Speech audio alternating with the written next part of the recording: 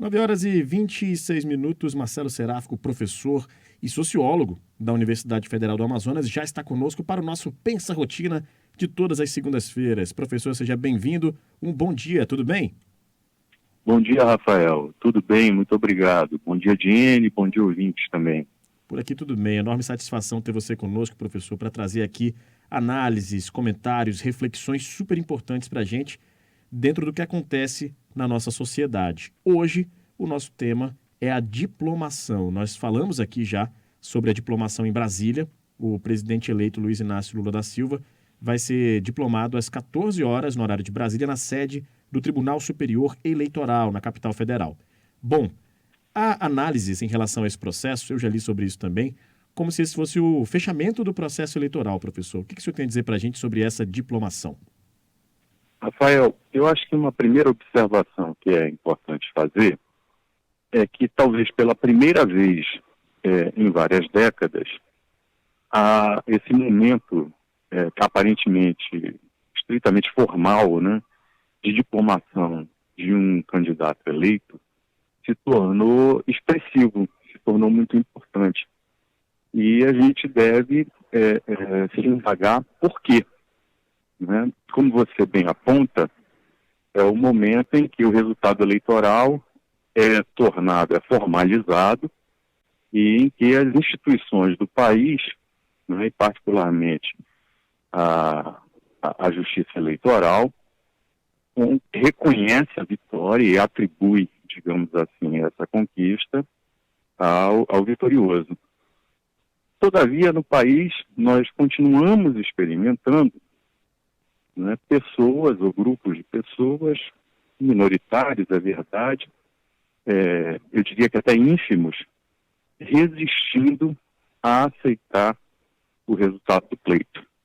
E isso cria uma outra situação, né, com a qual o novo presidente da República, o presidente eleito Lula, terá que lidar. E não apenas ele, mas as instituições todas que o terão como grande chefe e líder. Ou seja, nós temos em Manaus e em algumas outras cidades do país pessoas que permanecem à frente de comandos militares reivindicando um golpe, uma intervenção, sem que os militares tomem nenhum tipo de providência. E isso é muito curioso, quer dizer, é uma cumplicidade, portanto, de determinados segmentos do Exército em relação a essas manifestações. E é importante que, a partir de agora, e particularmente com a posse, se disponham dos mecanismos legais para evitar que esse tipo de reivindicação antidemocrática permaneça, porque isso é muito grave. No jogo democrático, o que é aceitável é o conflito de ideias, o conflito de propostas, né, a oposição. Portanto, é o jogo e a correlação de forças políticas, mas que operem dentro do sistema legal, que é o que aconteceu no decorrer do governo do senhor Jair Messias Bolsonaro. E é isso que espera, né, que as instituições passem a fazer, quer dizer, passem a cumprir seu papel no sentido de disciplinadoras, a partir do que diz a lei, do jogo político, né, e não apenas do jogo eleitoral. Tem alguma colocação, Jenny, perguntar aqui para o professor? Eu tenho escutado comentários de pessoas de direita, né, que têm a crença ainda que o Exército deve fazer algo, e também pessoas que acreditam que o Exército não vai se movimentar justamente por todas as consequências que o Brasil registrou aí na história da ditadura militar. Eu queria saber a sua opinião, professor. Jane, eu escutei uma parte da sua pergunta acerca da posição do Exército. Isso. Olha, o Exército deveria... é muito curioso, eu já conversei com várias outras pessoas que quando você passa ali pela frente, eu estou falando de Manaus em particular, né, do Comando Militar da Amazônia, e se porventura seu carro entra em pane, ou mesmo se eu, caminhando, correndo, parar na frente do exército e ficar um pouquinho mais, logo uma pessoa de lá, um soldado, um cabo, provavelmente vai dizer para eu me afastar, porque aquilo é uma área militar e não é permitido que se fique ali na frente. Né? O que nós estamos, eu estou dizendo isso porque é o seguinte, essa cumplicidade e aceitação particularmente do Exército, em conviver com atos cuja motivação é reivindicar digamos, uma tomada do poder e, portanto, o desrespeito ao processo eleitoral e ao resultado dele, isso cria embaraços institucionais com os quais o presidente eleito certamente já está lidando. Né? Isso tem a ver com a própria ideia de a quem o Exército responde. Né? Algumas dessas pessoas que reivindicam uma postura de, eu não diria nem de direita, viu, Gianni? Eu acho que é de ultradireita, né?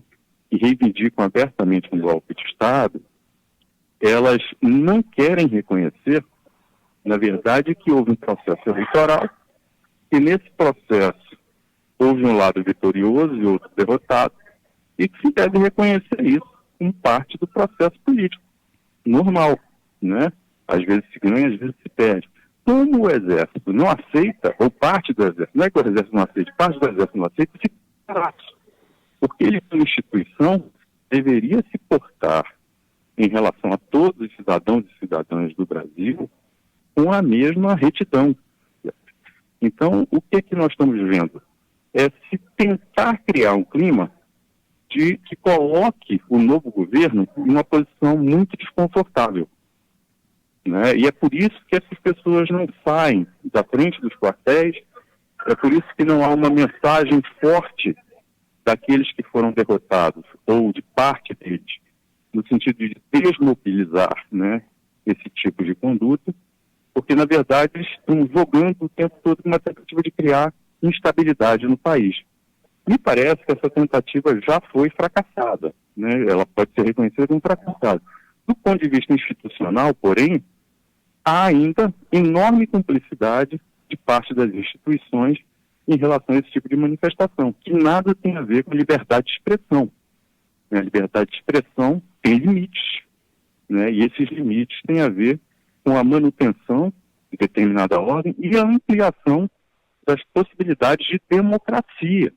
Não é com restrição à democracia. E o que eles pregam é restringir o processo democrático, o que é gravíssimo, inaceitável, né?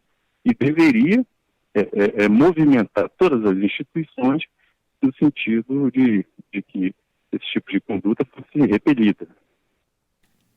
Professor Marcelo Seráfico, muito obrigado por mais um momento aqui de reflexão, de informação e de análise conosco na nossa coluna Pensa Rotina de todas as segundas-feiras. O comentário do professor Marcelo Seráfico vai estar logo mais no nosso site, bandnewsdifusora.com.br, no canal no YouTube, Band News Difusora, e também nas nossas redes sociais. Muito obrigado, professor. Até a próxima. Até mais, hein? Obrigado, Rafael, Jenny. Até a próxima. Boa semana a todos e todas. Boa semana.